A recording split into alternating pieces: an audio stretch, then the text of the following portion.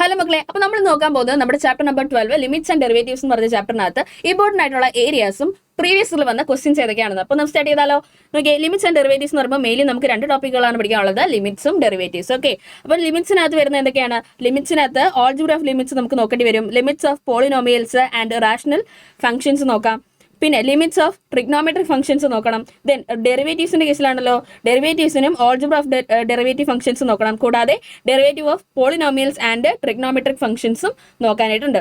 ഇനി ഇത് റിലേറ്റഡ് ആയിട്ട് പ്രീവിയസ് ഇയറിൽ വന്നിട്ടുള്ള ക്വസ്റ്റ്യൻസ് ഞാൻ ഇതിനകത്ത് ആഡ് ചെയ്തിട്ടുണ്ട്. അപ്പോൾ നമ്മൾ ഏതൊക്കെയാണെന്നൊന്ന് ജസ്റ്റ് തന്നെ ഓടിച്ച് തന്നെ പോകും.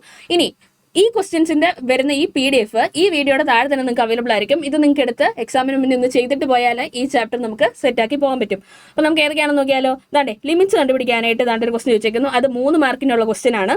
ദെൻ അടുത്തത് നോക്കിയേ, ദാണ്ടെ ഇത് അടുത്തൊരു ക്വസ്റ്റ്യൻ ആണ്. ഇതും ലിമിറ്റ് കണ്ടുപിടിക്കാനായിട്ടാണ് ചോദിച്ചേക്കുന്നത്, 3 മാർക്കിന് വന്നതാണ്.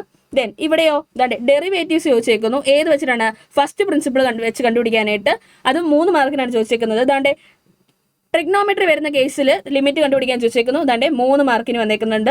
ലിമിറ്റ്സും ഡെറിവേറ്റീവ്സും വന്നിട്ടുണ്ട്. ദെൻ ഇവിടെ നോക്കിയേ, ലിമിറ്റ് കണ്ടുപിടിക്കാനായിട്ട് 3 മാർക്കിന് ഒരു തവണ ക്വസ്റ്റ്യൻ വന്നിട്ടുണ്ട്.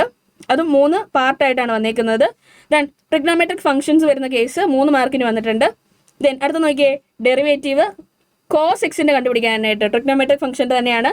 ദെൻ അടുത്ത ഡെറിവേറ്റീവ്, ഇത് രണ്ടെണ്ണം 3 മാർക്കിന് വീതം ടോട്ടൽ 6 മാർക്കിന്റെ ക്വസ്റ്റ്യൻ ആണ് ഒരു തവണ വന്നത്.